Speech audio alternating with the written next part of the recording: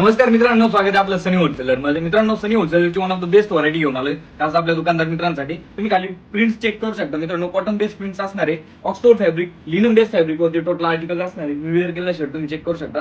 जवळ प्रिंटचे आर्टिकल बघू शकता मित्रांनो, डिटेल्स चेक करू शकता. 99 ब्रँड मध्ये टोटल आर्टिकल्स असणार मित्रांनो. प्रॉपर लिनन बेस्ड फॅब्रिक वरती प्रिंट असणार आहे.